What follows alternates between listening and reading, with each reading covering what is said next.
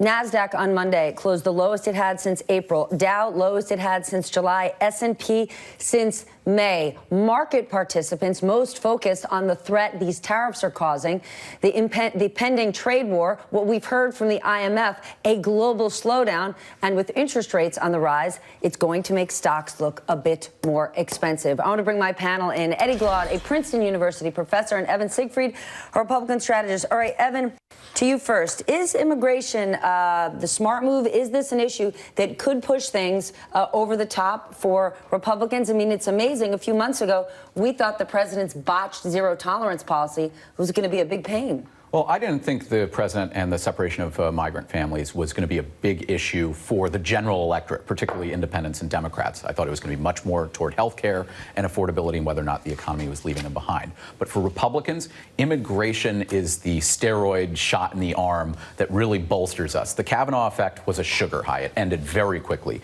And this is one of those things that Republicans come home for. They may not like the particular Republican candidate. They may be frustrated with health care, but the threat of the other, the invader. And this migrant caravan, which you pointed out, is over 1,000 miles away and in no way a threat at this point in time. It really does resonate. I mean, when I look at what Trump talking about the migrant caravan, I actually feel reassured, because if we ever hear from a defense contract or the Defense Department that an asteroid is coming for the Earth and it's going to hit us in 100 years, Trump is clearly going to be all over it with Space Force. Okay, you're being glib and cute. The issue, Eddie, and I don't want you to... Does this work, right? So the president is going with his ending birthright citizenship, which he might not even have the ability to do. But this threat, this idea, this position, does it work for voters? Probably. You know, Stephanie, it might. And it speaks volumes. I mean, you don't care what it speaks about. The question is, does it work? It works politically, but I do, because it means something. Citizenship in this country has always been tied to free white persons since the Naturalization Act of 1790. When he invokes this question of immigration and you say it plays with the Republican base, it's all about a certain conception of whiteness. This idea of whiteness that has led to 11 people being dead in Pittsburgh. 2 people in a Kroger grocery store last week. So here we are after the carnage, and this man, this moral monster, is playing to those base instincts. I don't want to play the political game with regards to that. I know what the 14th Amendment was all about. It was passed in 1868. It's part of the Reconstruction Amendments. It has everything to do with the abolishment of slavery. It has everything to do with making us being able to have citizenship. It has everything to do with part of the second founding of the country. Donald Trump, go read the second inaugural. Go look at what Lincoln said. So it may play politically, and if it does, it shows that the country is profoundly racist. My goodness, Evan, then the issue is, if the president goes even further, this is who he is. I want to share what he said to Bill O'Reilly back in 2015. What happens is they're in Mexico, they're going to have a baby, they move over here for a couple of days, they have the baby. No, but Bill, they're saying it's not going to hold up in court. Now it's going to have to be tested, but they say it's not going to hold up in court. Regardless, when people are illegally in the country, they have to go. But you are not going to be able to deport people who have American citizenship now, and the federal courts will never allow mass deportations without due process for each and every one. I don't think they have American citizenship, and if you speak to some very, very good lawyers, and I know some would disagree, but many of them agree with me, you're going to find they do not have American citizenship. We have to start a process where we take back our country. Okay, so, Evan, it sounds like he is suggesting deporting people who've already been granted birthright citizenship. Is this nonsense, or is this the exact kind of conversations the Archie Bunkers of the world are spouting at wherever they are, or at Mar-a-Lago or at Trump Golf Course? These are conversations happening on the far right, and they're morally reprehensible. The 14th Amendment is clear. All persons who are in the United States are subject thereof to the laws of this country. The only exception is for foreign diplomats. That's it. And I think it's really disgusting what the president is doing. He's using this as a political wedge. In the 2016 campaign, he said he likes that people fear him, and he brings out rage in people. That's who Donald Trump is. That's what he's basing his presidency on. There's no trying to come together. Whenever Donald Trump gets upset because he says, oh, I did the thing where I tried to heal the nation, it's, yeah, you put out a tweet and a little statement and you check the box, but you don't keep on hammering home how anti-Semitism is wrong, or being somebody or demonizing people of color is wrong. I think it's absolutely disgusting, and where the president is going, it's wrong. And further, it's legally wrong. His own appointment to the I believe it was the Ninth Circuit Court of Appeals, James Ho, no, pardon me, Fifth, wrote in the Wall Street Journal that birthright citizenship is enshrined in the Constitution. And there's case law that the Supreme Court has decided on. Wong Kim Ark in 1898 and Eiler v. U.S. in 1982, where the Supreme Court reaffirmed it. So I don't know what lawyers Donald Trump is talking to, but the ones he's appointing that are Federalist Society vetted are saying birthright citizenship exists. Maybe, I don't know that he knew that many Federalist Society guys back when he was running. That was more of his Michael Cohen and Mark Kasowitz days. Eddie, what blows my mind is Evan is saying this is the far right. It's not even only the far right. Fox News is President Trump's mothership. Even Shep Smith yesterday, who is a unicorn there, knocked it down. Tomorrow, the migrants, according to Fox News reporting, are more than 2 months away, if any of them actually come here. But tomorrow is 1 week before the midterm election, which is what all of this is about. There is no invasion. No one's coming to get you. There's nothing at all to worry about. When they did this to us, got us all riled up in April, remember? The result was 14 arrests. We're America, we can handle it. We're America, we can handle it. That's Shep Smith, a voice of honesty and light amid darkness.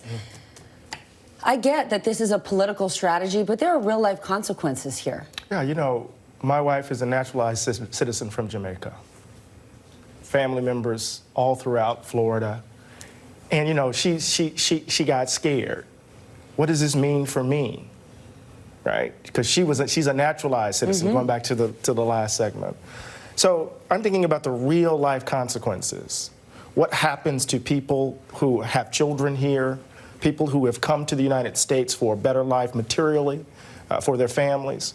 I'm thinking about what it means for children growing up, white children, growing up hearing other human beings described as infestations, carriers of disease.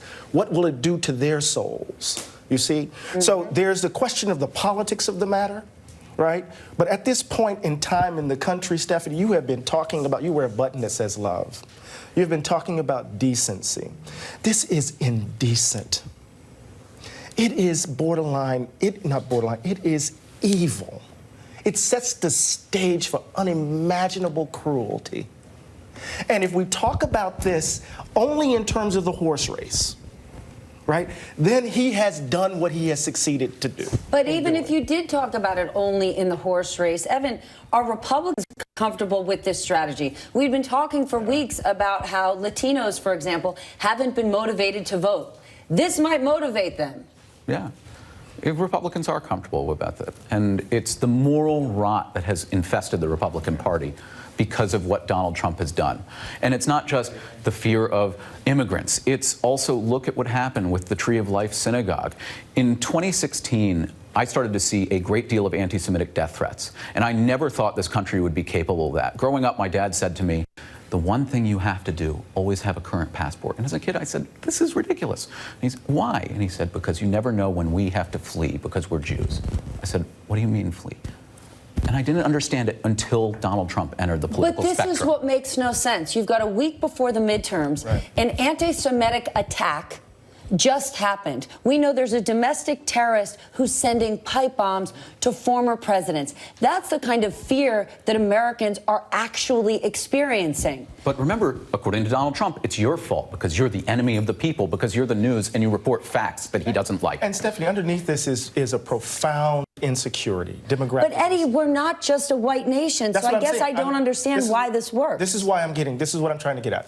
At the heart of our politics, since I've been aware of politics, right, since the dawn of Reagan, has been an idea that this nation is white, rooted in the vein of old Europe, and that even as it embraces its immigrants, that fundamental notion has to be held intact. Demographics are such that the browning of America isn't in some distant future. It is happening. It is already impacting our politics in concrete ways. Georgia is not just simply purple. I mean, it's not red. It's not just simply purple. Texas, right? Florida, right? The nation is changing, and it feels like tectonic plates shifting. And folk don't know what to do. And whenever we vote is what you do. That's one thing. But culturally, when we've experienced these kinds of shifts, violence has always attended them. Right? So part of what's happening is that a certain understanding of America is on its deathbed. And some people don't want to give it up. Okay, then just stay with me. If a certain part of America is on its deathbed because of these cultural issues, you know what that deathbed requires? Health care. And those people need to vote on health care. And if they have a pre-existing condition, if they are dependent on Medicaid, they shouldn't want reform. Yeah. That's why Amy McGrath is doing so well in the Kentucky 6th, because she's running on health care. You have Trump Republicans who said, I voted for Donald Trump, but I don't like what he's doing on health care. But I'm going to support Amy McGrath, not because she's a Democrat, but because she's going to protect me. And Andy Barr is having a frustrating time with that. Every person in this country wants to be physically safe, financially secure, socially free. You can take this fear-mongering and put it aside. It is a show. And think about the amount of money going to be blown sending the troops down to the border for a photo opportunity. Imagine if that money went to making Americans' lives better, maybe to education. Coming up next, in the next few hours, the first funerals. Are you listening to me? Funerals will be held in the city of Pittsburgh after Saturday's shooting, a day after the shooter has had his first day in court. We're going to go live to Pittsburgh for the latest.